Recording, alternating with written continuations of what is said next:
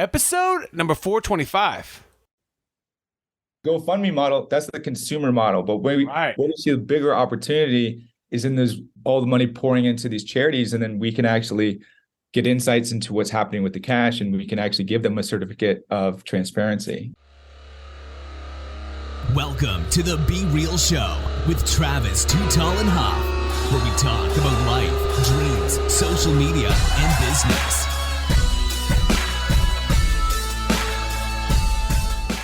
Well, hello and welcome to the Be Real Show with Travis Too Tall and Huff. Folks, I hope you guys are having a great day. You know your boy is ever to bring you a little fuego in your day, nights, weekends, or whenever you are listening to the show today.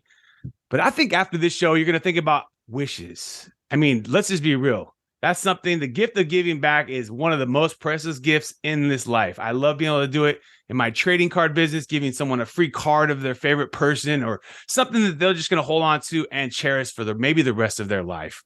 But my man, Mr. Chase Harmer is bringing wishes come true through his company, Wishes Inc. And we're going to talk about the other businesses. But my dude, I appreciate you coming on the show today. Are you ready to be real, Chase? Fuck yeah, let's go. He said, bring it to the moon. Before we get into the businesses, before we get into, talk about wishes, making things dream, making people's dreams happen. Were you always into business? Like as a kid? I mean, yeah, so when I was little, I used to create these books, and then I used to go sell them door to door in my house to my sisters. And then I'd go to the neighborhood and try to sell my stuff. So I think I've always been an entrepreneur, but I've been an entrepreneur for real since I've been 19. So, wow. It's been a minute. I've been in payments for about 25 years now. So all those years as a guy trying to build stuff and create stuff. So, yeah. Talk about your first business success. Talk about the first business that really hit for you. Well, yeah. So, I mean, I essentially went to, I figured out this credit card business back in 2001, when credit cards were still pretty fresh. I mean, there's still a lot of opportunity out there. You can go knock on doors, people would do business with you. That was kind of the model back then. And I realized that, it was I could do this, I could make a big, portfolio, and then there was residual income attached to it. So I started building a big portfolio, became one of the largest ISOs, United States. Wow. We were selling, thousands of merchant accounts, doing billions of dollars. And then I realized that credit card processing, payments specifically, is a commodity, right? And there's no value there, and there's no whatever relationship you think you have, overprice it, they'll leave tomorrow. So there has to be value, right? So we started building technology in 2014 and, spent millions of dollars trying to figure things out as a non-tech founder. Had to figure out everything the hard way, like a visionary, but obviously not an engineer, more of the sales guy, but, I'm balls deep. I'm a bull in a China shop. So it's just I just go and try to make things happen and, figured it all out eventually. So. That's a big goal. I mean, a big part of entrepreneurship is just keeping going. I mean, I tell that to people all the time. Talk about the Airbnb story. I mean, these guys are cockroaches. They took, stuff that the Obama owes is a great story. If you go McCain something and Obama owes. Right. Yeah, I mean, it's just a fabulous story of not being willing to take, where you're at this moment for where it's going to be. Obviously, sometimes it's not necessarily the right timing, right. A lot of things is timing, technology. Timing's almost everything. If you have the right idea at the right time, it can be overnight, right? Yes. And, people look at models like Venmo and Airbnb, but they were building that before the timing was right. And when and then all of a sudden these things happen, it's just overnight. It's gone. It's huge. Right? Absolutely. And people being willing to use it, people's phones, people having payment through their phones. And then once you do it and you have a good experience, you're willing to tell a friend. And the next thing you know, they're doing it. And then a lot of people, that are hosts too. The big thing on the Airbnb is that, there's literally revenue streams sitting there vacant, if you want to call it, with unused rooms or unused houses. You're traveling to one destination, you got your house here, and this is just this new model of economies that can happen, and people like it. Make some money, pay off your mortgage, and it's interesting. I like the Airbnb thing, and I just say, just a comment, but now I feel like every time that you go stay at a house, like even if you clean it up, like cool, like it's all good, like you still get some sort of weird complaint, like you didn't. I mean, it's just like, I don't know. The rules are kind of tough with Airbnb. Right. I mean, it's tough on the host too, I've heard. I mean, it's tough even on the cleaning lady. I know a lady that does a cleaning business, scaled it up doing Airbnbs and doing co-hosting and all this stuff. But she says time and time again, there'll be little things that she'll even get charged for as a guest. She'll be someone that, thought she cleaned the whole damn house, and then, some fee or something comes up. So that is the unknown, I guess, of Airbnb. But the model, the truth of it is, the dual place model. You make money, I make money. Hey, and then they make money in the middle. Let's go. Let's go. Let's make some paper. Let's make some paper today. But then that leads me into this, because I always my sports card trading business is called Living the Dream. I always say life is a dream. It's a blessing. Every single day, it is a blessing, because time is a blessing. It's the most valued commodity you have on earth. The biggest entrepreneurs. I was just interviewing one of the first 500 founding employees of Google, Fred Valleys, and he has a company called Optimize, which does PPC and all these different things. But the interesting thing was he's talking about the founders of Google and how that they're fascinated about life extension now and things like that. And because we're not going to have as many things to do, with our jobs. When you get rich enough, you stop worrying about the day-to-day shit, and you're like, well, how do I actually extend my life? So I think that's what all billionaires probably try to contemplate. It's like, okay, like I don't actually need money, Right. So, exactly. It's like, who cares about this Billy? This Billy just came in yesterday. Is this going to save my life? No. Let's go find a way. Let's get a scientist on the team. Let's get some tech and AI. It's fascinating, it is fascinating. I had a mentor for 2 years, Walter O'Brien, who was the smartest guy in the world, highest IQ ever, right? Really? Yeah, he's no shit. Yeah, he's Walter O'Brien, if you look him up. Walter O'Brien. But he's been studying life extension. I was just saying, interesting fun fact is that he said, well, what makes you, right? I believe that it's like your being, right? Yeah, because I think that the universe is so big and we can go like onto a different planet with that. He said, it's all in your mind. He's a very logical guy. He's like, so we're just chop your head off and put it in a bowl, right? And then, essentially keep your brain on ice and then put it in a new body. And then you're like a young, like new guy with all like the thoughts. But I was like, I get it. Is that you? I don't know. Are you willing to chop your head off and try or what? Yeah. Is that you? I mean, the Neuralink thing is going to be interesting, because that's supposedly going to be coming soon too, where, you put some sort of chip in your shit, and you never know, baby. You just never. I think at that point we won't want to live that long. I mean, we'll be like, all right, we're kind of done. But at the end of the day, 100 sounds good. I hit 41. 100 sounds good. I'm happy with that. You know what I mean? If you could chop your head off, put it in a bowl, and then get inside a 20-year-old you with all of the knowledge of you. You'd be killing it. Right. You'd be killing it. Well, I think you wouldn't even have to chop your head off, because at that point, it would just be some sort of chip. It would download into this thing. Right. That's what he says. Yeah. Pull the chip out. Just put it in the new body. Pop that shit in. All your memories. And it could be. You never know. I mean, Bezos and Elon are going to have it first, right? Oh, for sure. Or they're going to try. They're going to try first, I think Elon's a guy that would not want to live forever. I think Jeff Bezos, I feel like, would want to live forever. Wants to, yeah. He's the evil professor, like, like more. We need more. Who's next? Exactly. What do you want to buy from me next? Exactly. That guy's too damn good. He's too damn good. But then that gets me into wishes, because I always say the simplest thing you can do every day. I always try to say that to the people when I give a lot of stuff away. And so when I give something to somebody, if it's a big ass prize, it's couple $100, I say, hey man, if you can, you don't have to, but just share the love, man. You know what I mean? Go share it to someone else that you like. And surprisingly, sometimes they'll come back and check in on me and say, hey dude, I shared some cards with my buddy around the neighborhood. He's addicted now. He just loves it. He's a kid. He couldn't afford it. I blessed him with a fat slab or something really cool. And it just changed his day. Yeah. I believe that. I believe that these things in life can do that, but at scale. Talk about this idea, because being able to do it at scale, being able to make people's dreams come true, it's hard to do. What gave you this idea about wishes and about trying to make them come true? Yeah, so I think, really it's about giving, right? So and then understanding what happens to your money afterwards. So like me as so when I built Profit Pay, we built card issuing technology, and we were issuing credit cards, virtual credit cards. And so I thought, well, if you look at the GoFundMe model, right, when you donate to a story, it's like a black box. You don't know what happens to the money afterwards. So how do you know that they're utilizing it for what they said they were going to utilize it for? So if we just take that model and we say, hey, listen, boom, you donate to a story. So a wisher says, hey, I need help with rideshare, groceries, and this and that, right? You actually can donate to a story, and then we turn that into a virtual credit card, and we attach it to the resources and support that they need, right? So we can validate exactly where they're spending the money, and there's full transparency on the funds, right? So you can see exactly what happens to the money afterwards.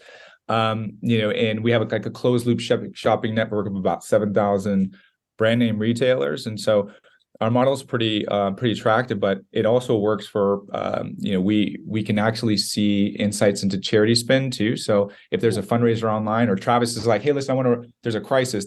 I mean, 2021 there was 401 natural disasters, right? Like that crippled places, right? So if you're like, hey, listen, I want to help this, you can actually leverage our platform, set up a fundraiser, and then we do all the distribution to the people on the ground.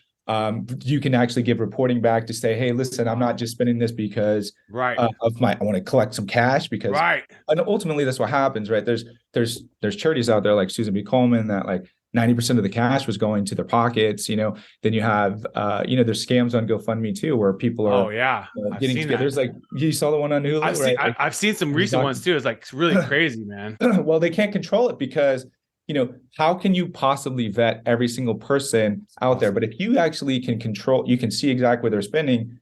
I have the ability to pull back the money, right? And it's like, if you see like that, it's not correlating with what's going on, then you can we have full control over the funds. Wow. The other cool thing is on the front end, think about this.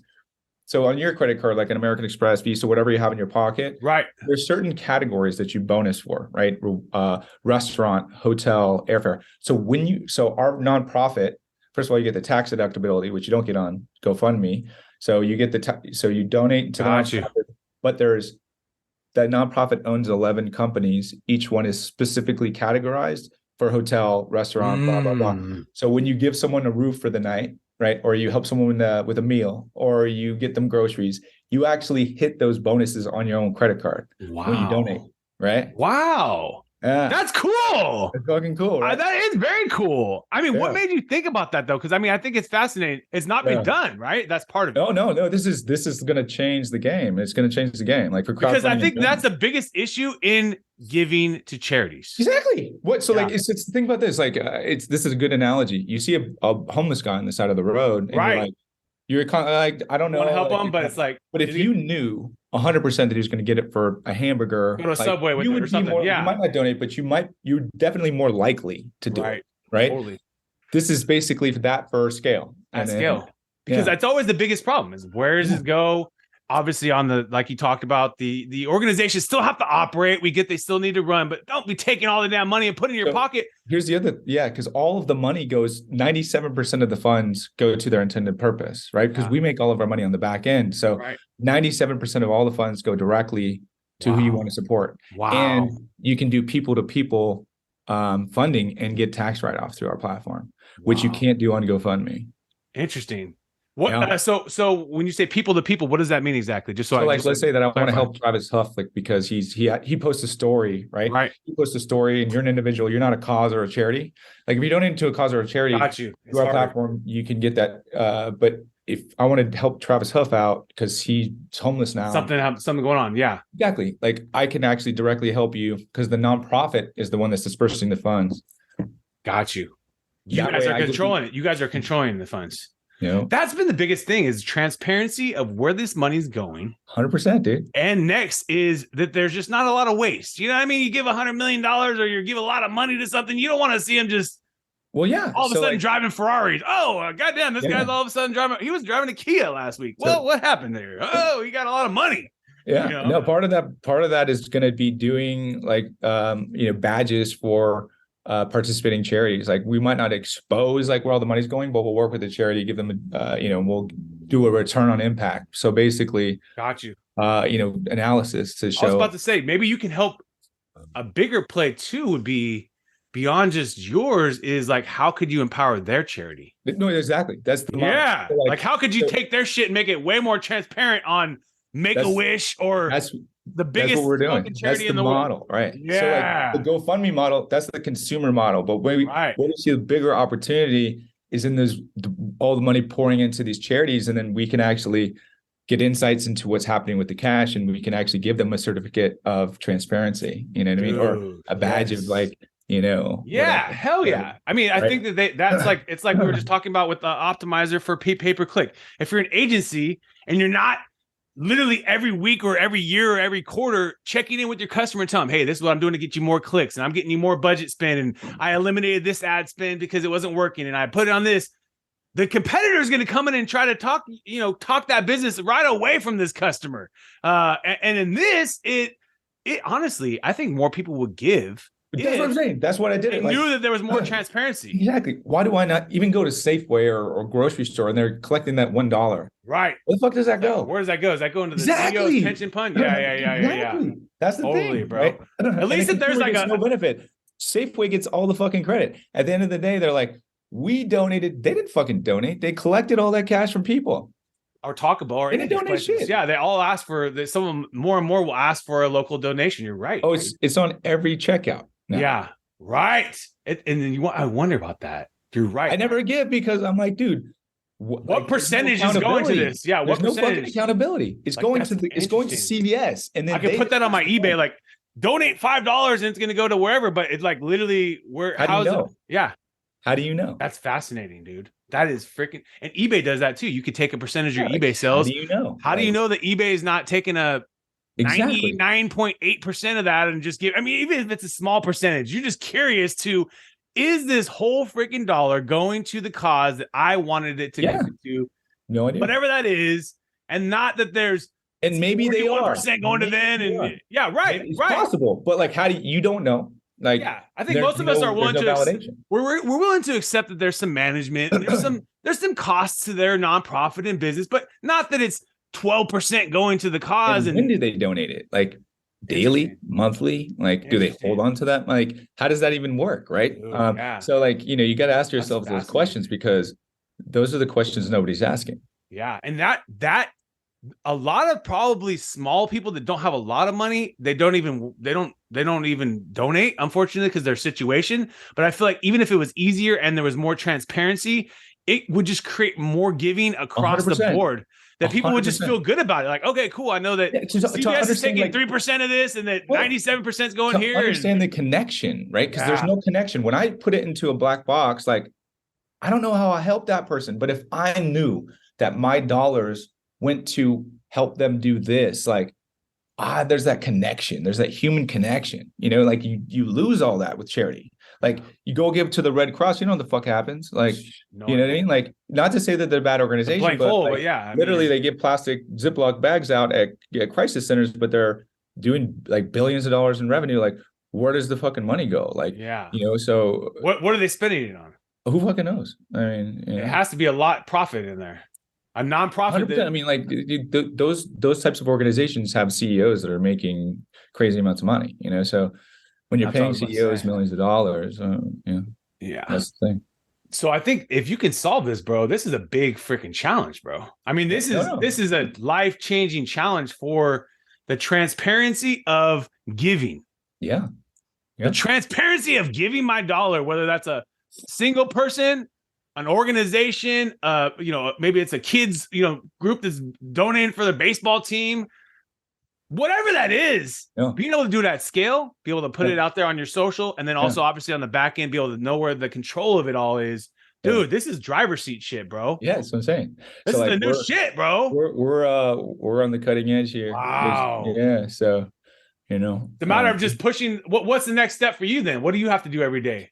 Well, we just it was because there's so many things that you can do to with this, right? So it's just we really broke down the message, clarified exactly what we're doing, which is essentially providing trusted transparency, for giving and receiving dollars, and certifying the return on impact for charities and fundraisers.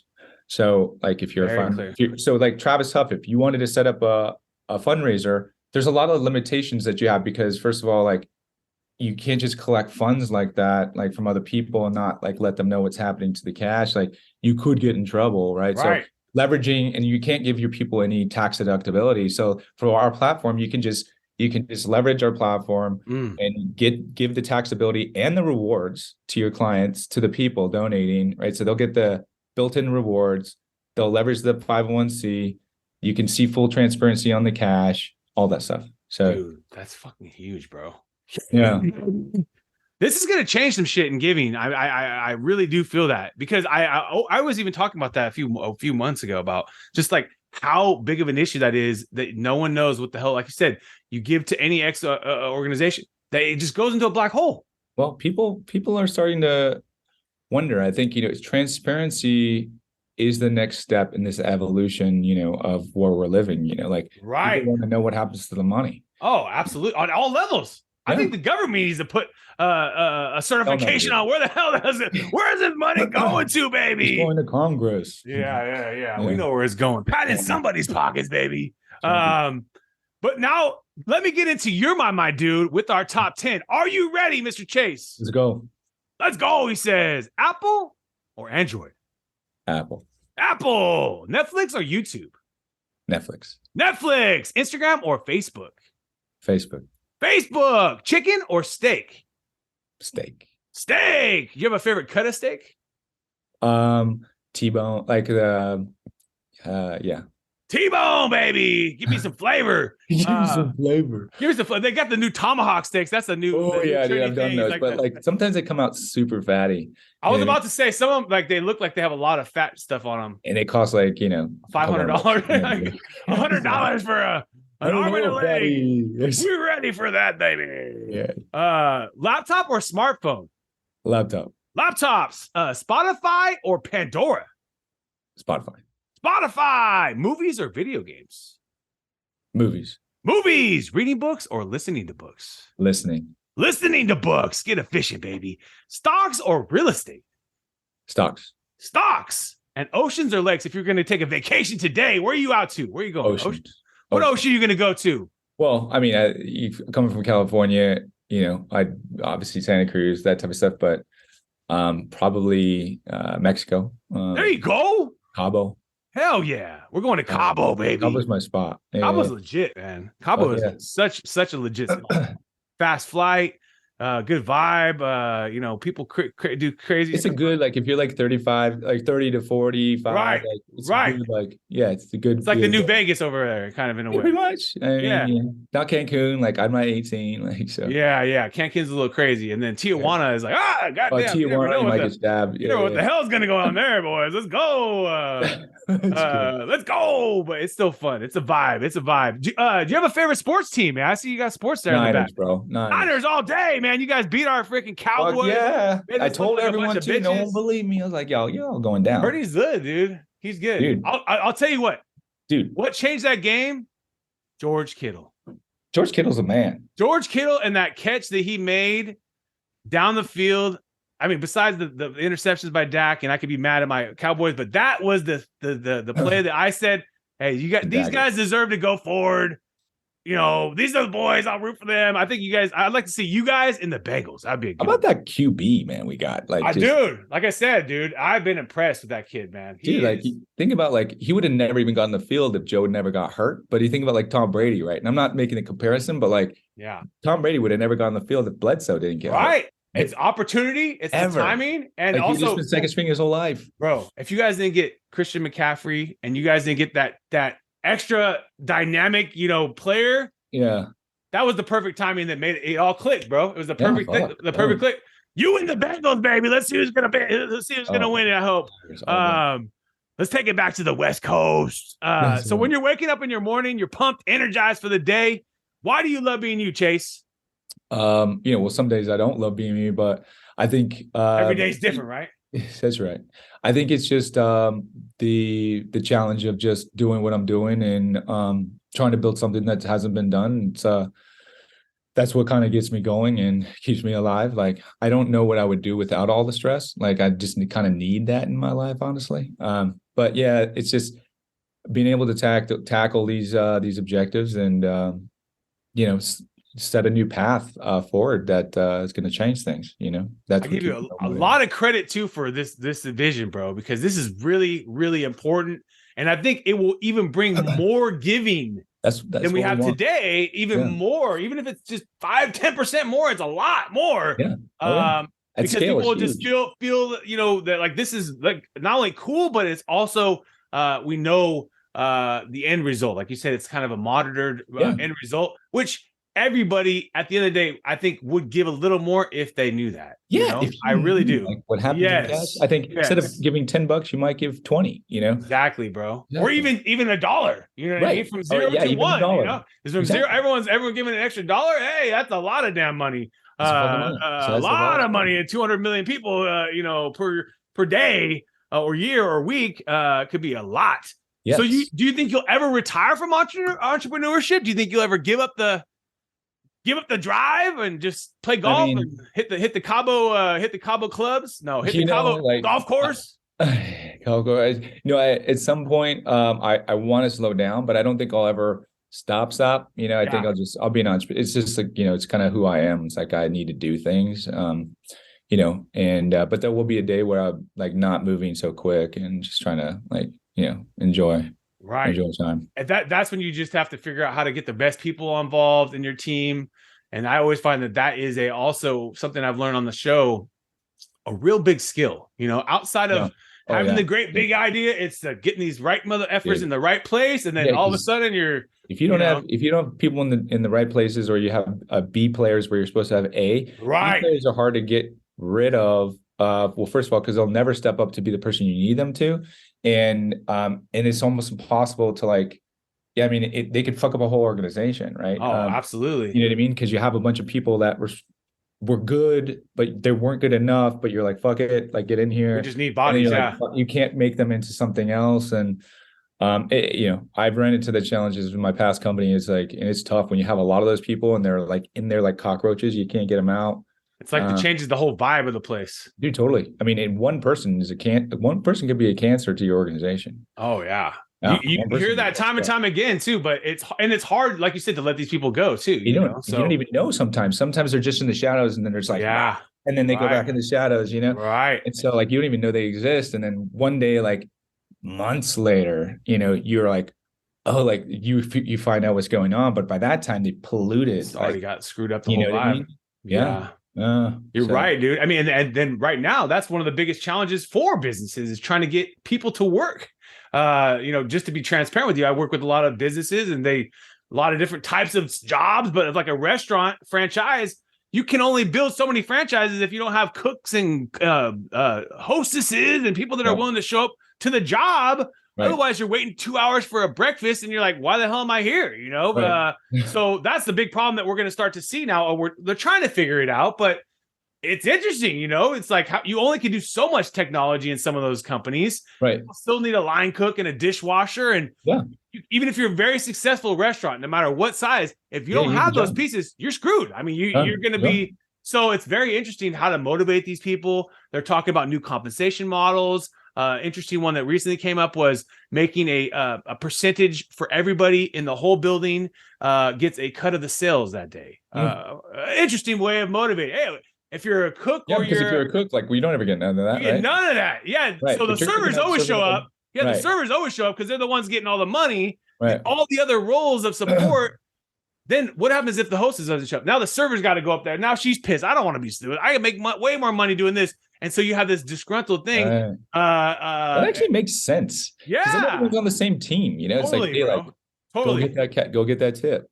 Everybody's happy. Yeah. If they know, and then transparency. Teamwork makes the dream work. We made $73,000 today. Here's everyone's cut today. Like being transparent about it too. I said that'll be very important too when we were talking about this with them, because they're gonna just want to know, hey, is everyone getting the fair cut here? Like where's this really transparency, going? Man. Yes. That's the way. Yeah. So that might be the new way that employers keep their people involved. I mean, make them part of the sales, make them part of the team. They'll probably want to do a little bit better, and they're happy they get their extra little cut of the revenue. Yeah. And let's be real, if you have happy people, most likely you're gonna have and even if it's an extra $10 or whatever, like hey, like it's like motivation because it's cash and like all that stuff. It keeps them involved. I think it truly keeps them like involved in the business. They're part of it. versus just getting a check. You know, you're like, all right, cool, no worries. Like no accountability. No one cares if I'm just scrubbing the dishes shitty. It's whatever. Yeah. But now if I know, hey, I got good clean dishes. The girl out here is doing this, and we also made $35 extra this today because we did that. Who cares? The business made more sales. 100%. Yeah. Made more sales. And most importantly, if you don't have that person, it's all messed up. It's all messed up. From what I understand. Service can't make any money. Yeah, the other people can't make money. So yeah, it's like you're screwed. Do you have a routine, Chase, on how you start your day on your daily practice? Yeah, so typically I'll wake up pretty early, like 4, and then I'll there you go.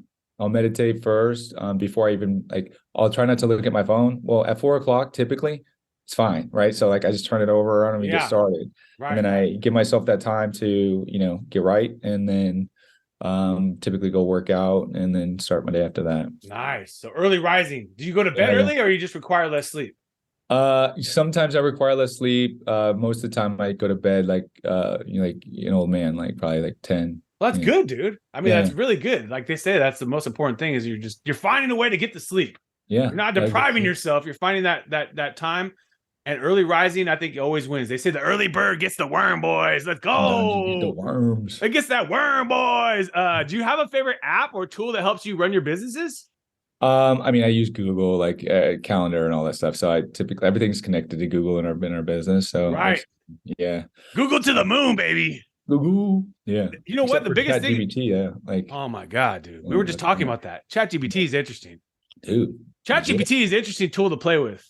Fucking legit. I mean, it's a fun tool. Yeah. I mean, it's kind of. I mean, it's different than Google too. Like different, it's different, but it's like wow. Like, how do they do that? It's crazy. Content creation times 100 million. Dude, it's nuts. And also like the organization of the outlines that it can create for the business, like bullet pointed and like legitimately know nothing, and then just like you're like, oh my god, it's just like I put it in stuff for ours, and it's like, and it just gave us the business model. I was like, dude, yep. I mean, it's nuts. And then you could ask it like, it's not even a thing yet. Ask it this too. Ask it like, how could ChatGPT, help my business? It will start doing that. You could go on any of those bullet points. It will start writing. Hey, write me 50 social media posts today about wishes.com and it'll start doing it with specific hashtags and all sorts of crazy shit. The thing about that though, if you're using it for like marketing stuff, typically it's not going to be. It'll give you like the granular. It's a starting point. It's a starting point. Yeah. Start point. Exactly. But that's half the battle. Dude. Is the starting point. Yes. Right? Because you're like, fuck, whatever, right? Big time. If you have that, you're like, okay, I can make this big better. Time. Exactly. Way easier. Always take a little bit of your own time to make it better. But dude, hundreds of hours will be saved in monetary for content ideas and think about this and do some ideas about this and make this better and then actually do it. Put the code out. Make this code for me. It can write code. So start asking it to write code. Oh yeah. No shit. Dude, ask it to write code. It can write. Fuck, that's insane. There's a conversation a SpaceX or it was Tesla engineer said, he was using ChatGPT. How can I make Twitter better? And then it started giving it all these things that it could do to make Twitter better. And then he said, start writing code for this. And I guess it wrote the code and then they implemented it and the code worked. No shit. I swear to God. It's like a little famous story out there right now about basically an engineer using this tool, getting the code and then the code working. And it's still in the infancy stage, folks, but it's something you got to play with. Something you got to test. That's exciting for non-tech founders. Yeah, me too. That's what I'm saying for non-tech founders, bro. Like you can set up a huge. Build me the best fucking website in the world. Exactly, dude. Because that could change things, right? It will. Time. No, they've always said that. It's a playing ground. They've always said that, dude. They've always said that AI will help non-tech founders with this missing piece where you're spending all this money in like tech, like creating the code to make this shit happen. You have the vision, but the AI is going to be the one now that we just talked to that, and it will be, yes. Dude, that's like makes me excited right now. Start playing with code, bro. I swear to you, it writes code. But then it also it almost makes it too easy for people to compete with you, though. Well, the truth is this: there'll be many people that won't even do it for like 5 years. there'll be many entrepreneurs that will just miss this shit for like 5 years, and they'll be like, "What is ChatGPT? What is this? I heard about it. I heard about it 5 years ago."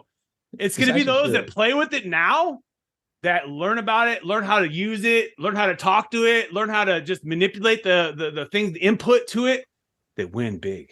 Yeah. And just learning about it, like, it's a huge thing for non-tech founders like me. No, it makes me smile, bro. Yeah, dude. And I'm not always. You still would need an actual, like, someone behind the scenes to, like, do the stuff. But, like, dude, like, if you could, I mean, or if you were an engineer and you already knew what the hell it said, but it just did all the work for you to kind of do it all. You know what I mean? Like, I think that's the play too. But you're right. I mean, you still would need some sort of consultant, because if we don't know exactly what the code means, but it sure would save a lot of time, because, you know, what I understand. What do I do with this now? Yeah, you're like, where do I put this at? That'll be the future. There will be a third-party AI that will just 100%. Do all the shit for you. It'll just be, take my ChatGPT and build this website provided by Squarespace, or, you know, whatever the company is, and they'll just have $10 extra a month, and you have this, you know, AI. 100%. That's going to be that's the next play, is other 100%. Companies using ChatGPT as like the intermediary to your everything. Yeah. Everything. I see that, dude. Big time. So learn about it, folks. Don't just sleep on that shit. Don't sleep on this one, baby. Don't be sleeping on this one, boys and girls. If you could sit down to a steak dinner with anybody, who would you want to sit down with? Ooh.